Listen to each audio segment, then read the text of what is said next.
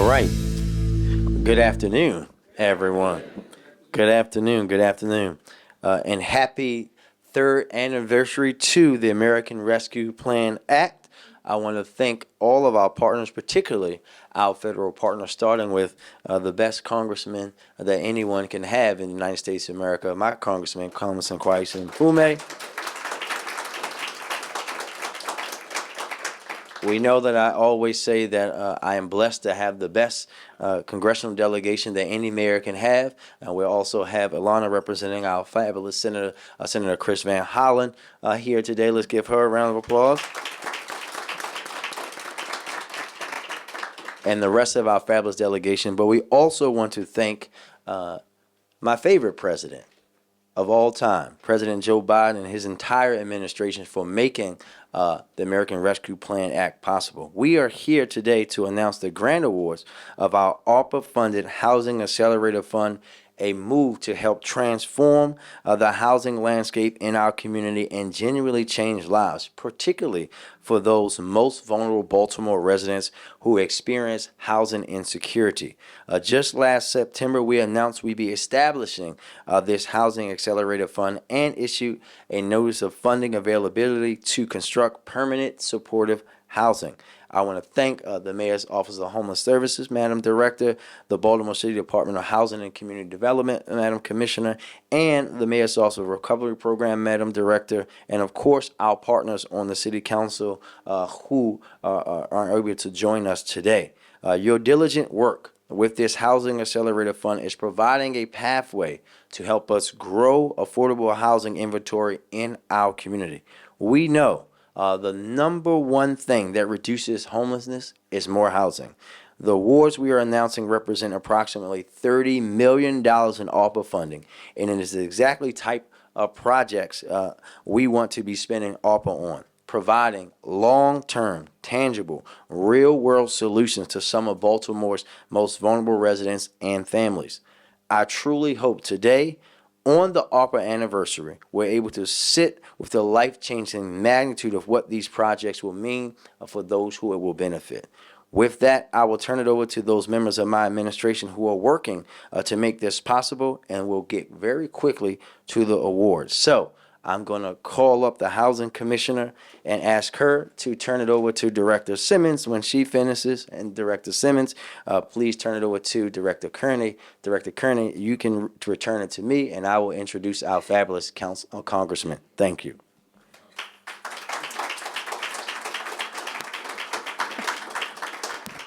Good afternoon, everyone.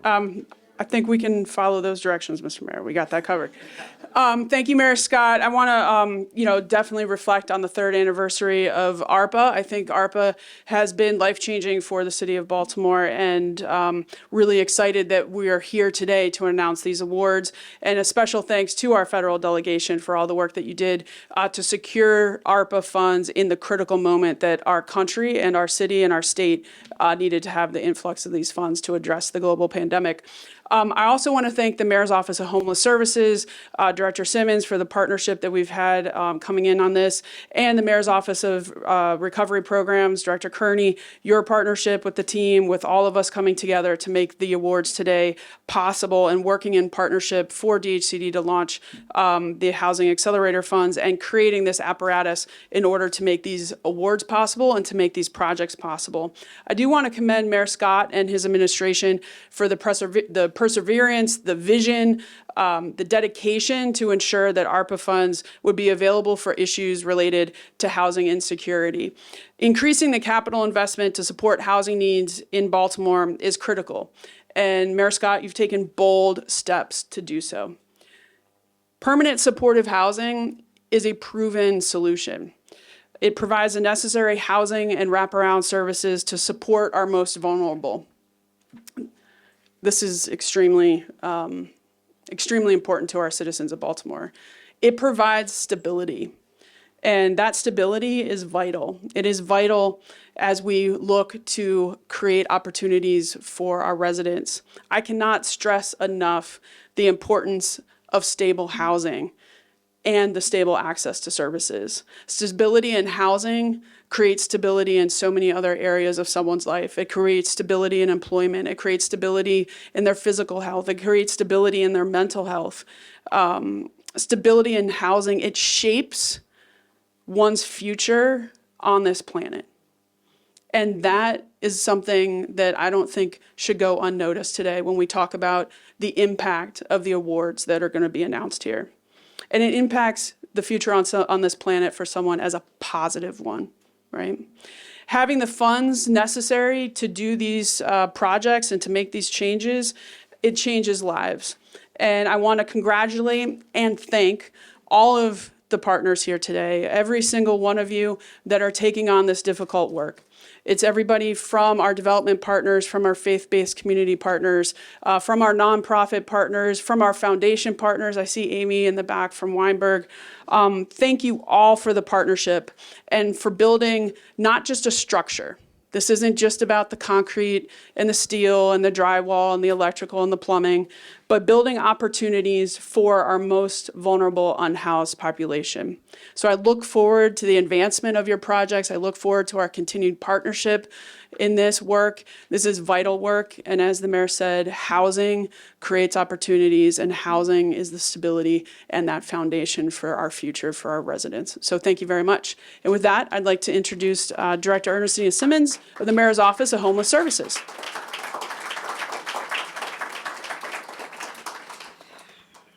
Good afternoon. Good afternoon.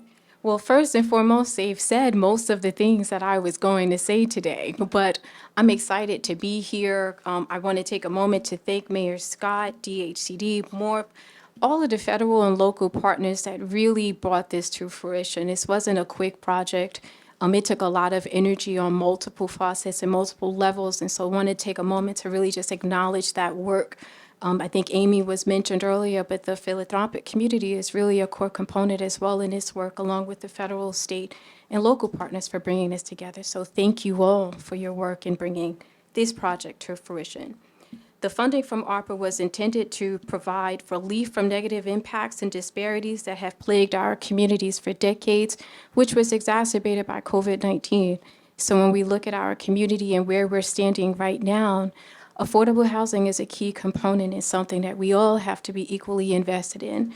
I'm grateful for this project. I'm grateful for the vision and really the fortitude for a lot of the partners that have stepped up and said they wanted to be a part of this initiative, because it is a great task. It is a great opportunity for our community, but it really is, you all deserve to be commended because it is absolutely a need in our community, affordable housing.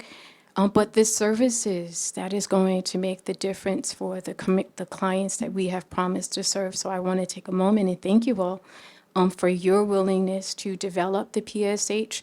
And I'm looking forward to seeing how this is going to impact the households that it's going to serve, but it's also going to serve as a pathway for other people to see that it is possible to have a Housing Accelerator Fund. It's possible to leverage our community partners, our community developers, create housing opportunities for everyone that we've promised to serve. So I'm going to turn it back over to the mayor, but thank you all. Thank you, thank you, thank you. Director Kearney, I guess I did not follow directions. So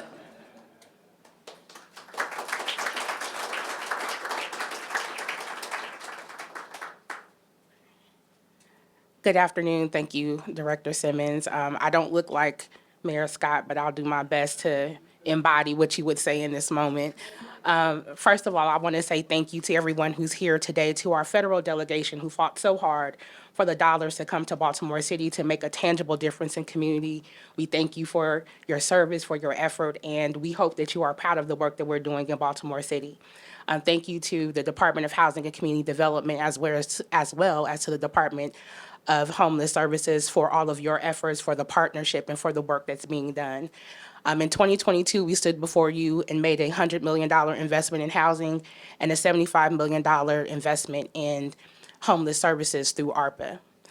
We hope that you are seeing the tangible benefits of all the things that we are planning to do with those funds, and today is just another mark in those efforts. I also want to just acknowledge Mayor Scott because Certainly, it is easy to be critical now about how ARPA funds are being spent or the commitments that we're making. But please understand and let me also remind you and take you back to where we were when many of these decisions were being made. If you recall, there were death tolls on our screen every day. We saw a ticker of the number of people in our communities and in the state and in the United States who were dying daily from COVID-19. There were numerous people that were facing housing insecurity, facing food insecurity. Jobs were and industries were going away, and we did not know what normal would look like. There was a sense of normalcy that's returned to us. And so now, again, it is easy to be critical about the decisions that were made years ago. But I'm grateful to Mayor Scott for continuing to stand in his commitment to homeless services and to housing and to doing and prioritizing people. People is why ARPA was created, because there were so many people who were hurting at the time. And again, there was a sense of normalcy that we didn't know that we would be able to return to. We never thought that there would be a time that we would return to a room this crowded, where we would be able to congregate like this, or to even be able to do so without wearing masks. And so I ask all of you, as you are continuing to report on ARPA, as you're continuing to track our progress and holding us accountable and making sure that we're being transparent about the use of these funds, that you do so understanding what the priority and the purpose of ARPA always was, and that was people. And so again, Mayor Scott, I appreciate you for standing steadfast in your commitment. We thank you again continuously, and we will for as long as we're spending $641 million for your efforts to advocate for this city and to make sure that we recovered from the COVID-19 pandemic. Many thanks to the Mayor's Office of Recovery Programs. You all always see me, but there are 9 other people who are in the office who are the wind beneath my wings, if you will, and who support all of these efforts that you don't always see. And so thank you to you back at the office who I know are watching. And thank you to our partners, our philanthropic partners, our nonprofit partners. We could not be at this moment without your assistance and without your commitment to ARPA, to the city, and to making sure that we have housing for those who most need it. So thank you very much, Mayor Scott.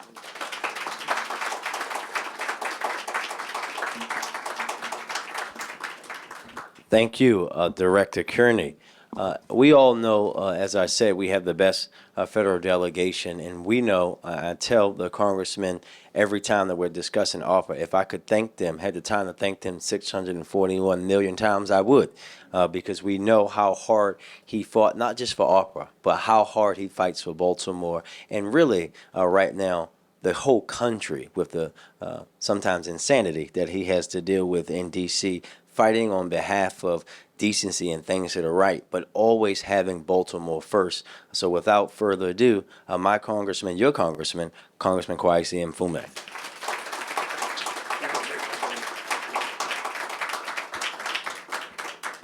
Ladies and gentlemen, good morning.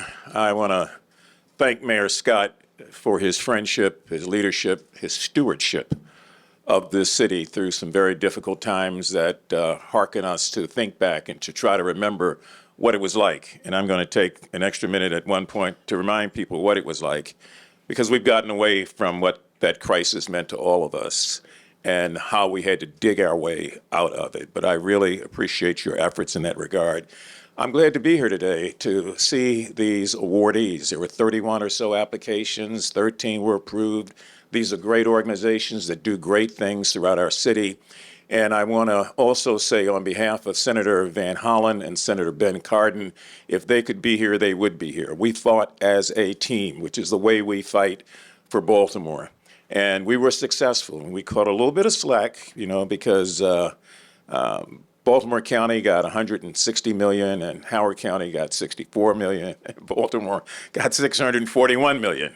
So we were a little biased. I know I was. This is home, and I know that this is where the pain really was magnified during the pandemic. And I want to thank President Biden for his ferociousness and his stick-to-itiveness and for the ability to put together a bipartisan kind of package of bills, many of which have led us through a lot of things that have created jobs and stimulated the economy.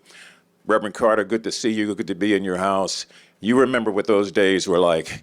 And the president had one mission, and that was to make sure that people got vaccinated.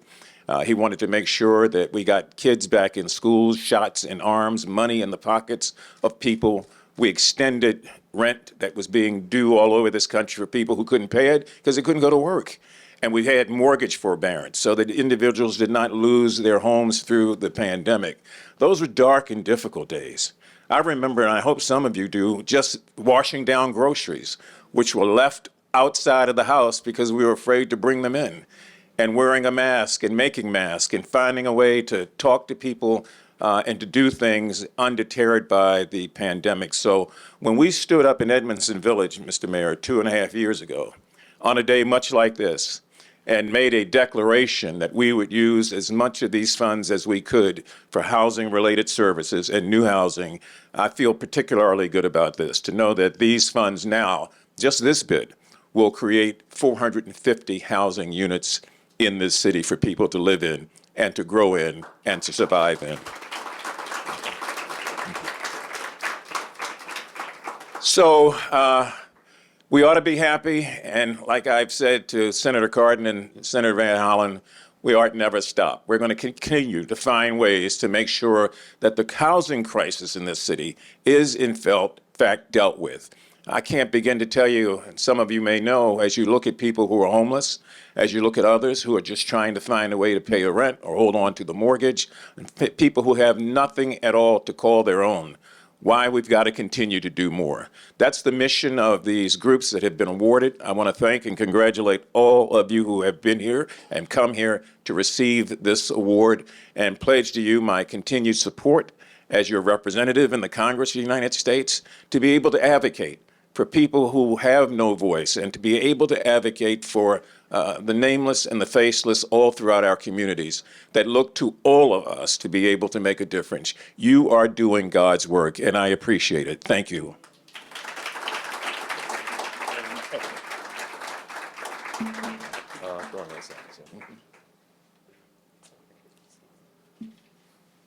All right. So now we know how important these projects are. You've heard everything that can be said. Now it's time to make the announcement. So when we call you, please come forward. First, Getco for a project, Harford House.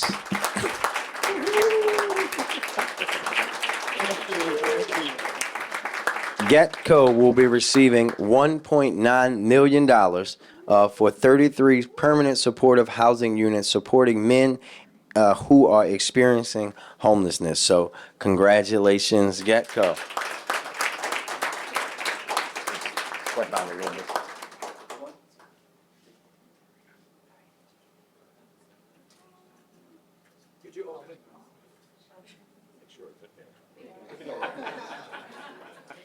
Checks in the bank.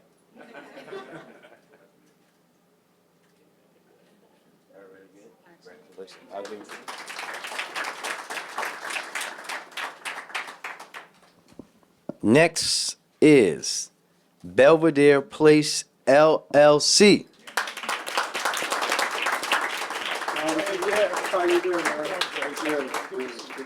They will be receiving $2.75 million for a mixed-use project featuring 83 affordable units, approximately 8,600 square feet of retail space, affordable to families at 30%, 50%, and 60% AMI or below, 11 units dedicated to permanent supportive housing for families exiting homelessness, includes the creation of a community park and numerous resident amenities. Congratulations. Thank you.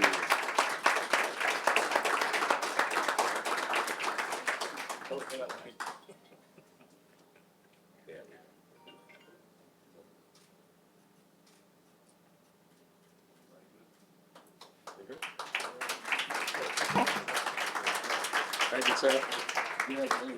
Congratulations. All right.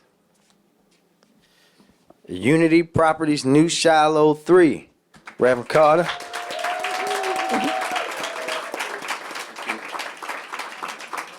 They will be receiving $2.5 million.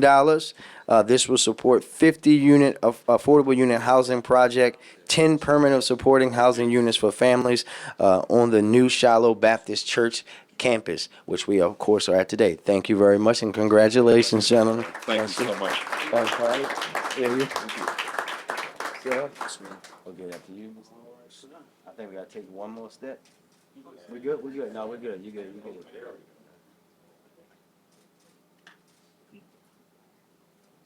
Everybody good? All right.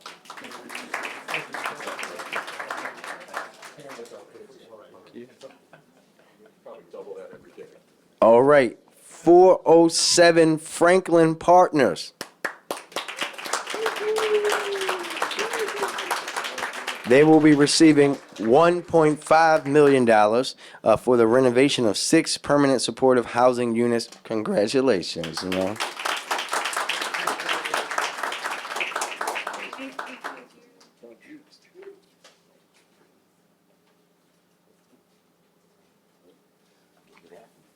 Thank you. All right, next is Homes for America, Inc. for Clare Court 2. They'll be receiving $4.25 million for the preservation of 30 existing affordable housing units, an additional 53 units of affordable housing, and capital improvements to update and modernize Clare Court building systems and finishes. Congratulations.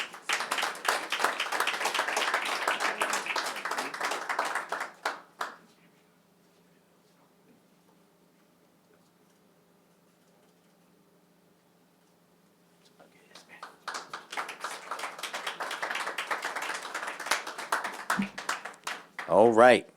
The Epipsical Housing Corporation, project name Sojourner Place at Madison.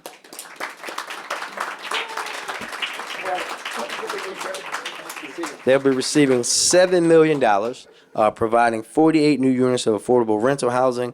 24 of the units will be set aside for permanent supportive housing for persons exiting homelessness. Congratulations, sir.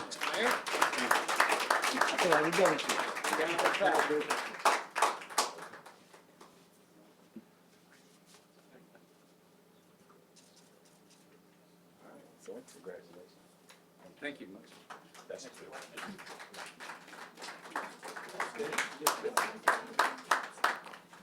All right. This next awardee is HCH Real Estate Company for Sojourner Place at Park. They will be receiving $3.4 million, construction and pre-development of Sojourner Place at Park, a 42-unit apartment development that creates a mixed-income community with a range of affordable housing options. It incorporates 21 permanent supportive housing units for individuals transitioning out of homelessness. Congratulations.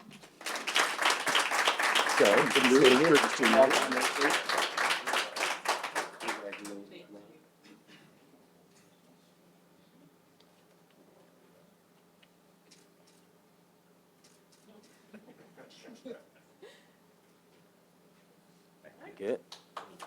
Man.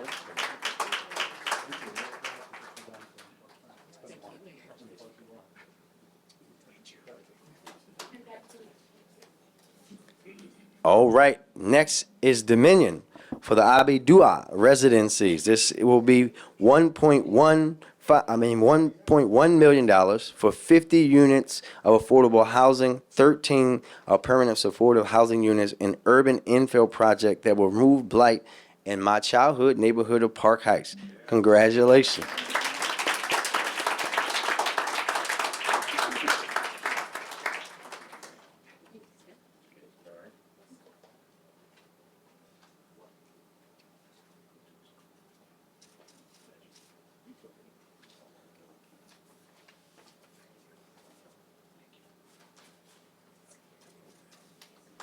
All right.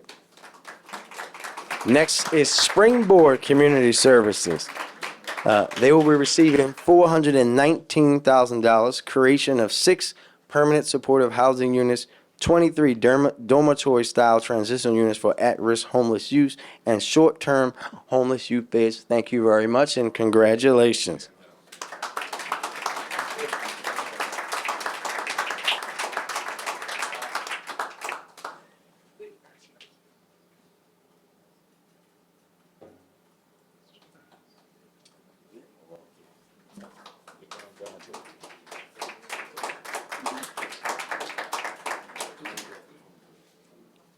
All right. The next one we'll just clap for because they couldn't join us today. But Beacon House for Project Place, they will be receiving $1.8 million for the creation of 54 permanent affordable apartments for formerly homeless individuals, site of Project Place current offices, and emergency shelter. Let's give them a round of applause.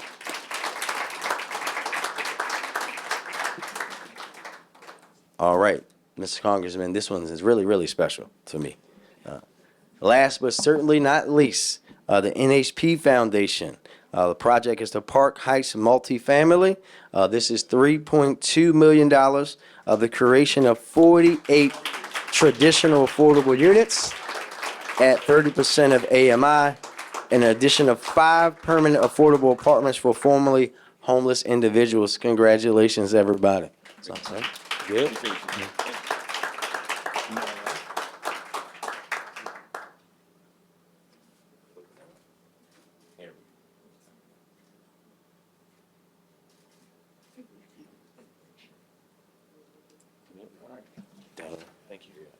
you. All right, let's give a big round of applause for all of our awardee winners. Thank you very much. Reverend Carter, thank you as always for hosting us. Thank you very much and congratulations. And with that, we'll take any questions that we have from the media. Mayor, I have 2 questions. First, Yes, sir. could you talk about the challenges of spending this money and deciding who gets what with the great needs that's out there? Well, I promised the congressman that I would let him respond to that first if anybody asks. So I'm going to, Mr. Congressman, you want to go first and I'll come behind him. Yeah, and I think the mayor can give you more detail than I can, except to say that is a transparent process where there's a lot of deliberation based on the needs and based on what's available. And we happen to have one of the best housing commissioners in the United States, in Commissioner Kennedy, who helps to oversee this with the mayor. So I think I may have said earlier there were 31 applications, 13 of which were approved. We expect that this will happen again with more applications and more approvals, but the process itself is very transparent, and I'm going to yield back to the mayor and to the housing commissioner to give you more details. No, I think, and I think you heard it earlier from the congressman and from Director Kearney. We all have to be reminded why we were given this money. This was about recovery. We were in the throes of the pandemic when we got it, and we as a city, but as a country, we didn't know what the next few weeks and months were going to look like. So for all these folks who are playing Monday morning quarterback, right, I would challenge them to be put in the position that we all were. We're governing and leading at a time like this. We have been very open and transparent about how we're spending ARPA dollars, the noise around what we're doing. We have never heard that from our congressional delegation, from the president, from Treasury. In fact, we have been lauded for how transparent we are, how we are looking at the projects and things that we're getting money for. Use as an example for other cities. Mayors calling me about the investments that we've made, and the decisions that we make are made with the best intentions and also the information that we need. We have to make sure that these projects and things are ready to go because we know there's timelines and there's limits on what you can use the money for. We have to make sure that the organizations can take in that money.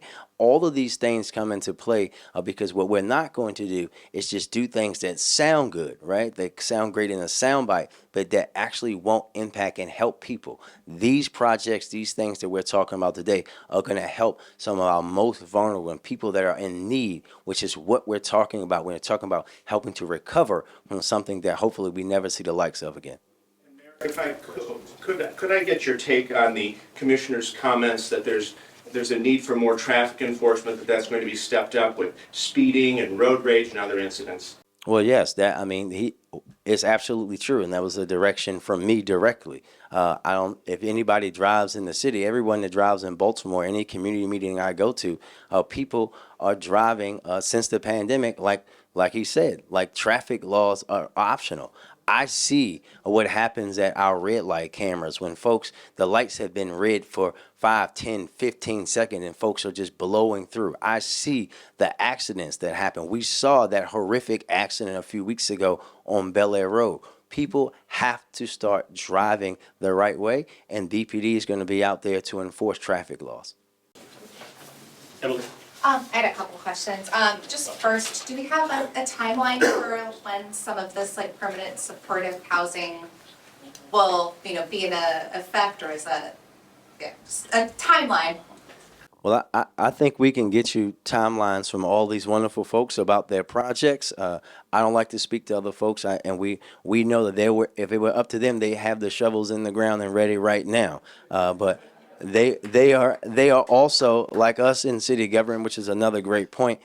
We're also at the liberty of the new realities of construction and supply, right? I think that's an important thing for folks to understand, that the days when you can just say today and start tomorrow and all the equipment is there and ready, they're gone and they're never coming back. So we have to realign ourselves. So we'll be able to follow up with you on that, Emily. And just, I hope this isn't reductive, but I was wondering if someone from like one of the housing groups could just explain briefly what permanent supportive housing is. I think some of the listeners might see that as a buzzword. Yep. Thank you very much. That's a great question. So permanent supportive housing, it's looking at two things. Are you chronically homeless, meaning have you been on the street for 1 year and longer? And number two, it combines it with those that has a disability. So rather that's a physical disability, a mental health disability, but that is the combination of what it means to be in a PSH unit. It's the combination of the length of time that you have been homeless, as well as having a qualifying disability, mental health or physical health conditions. Thank you. Anybody else from the media? All right. Well, thank you very much, right, everybody.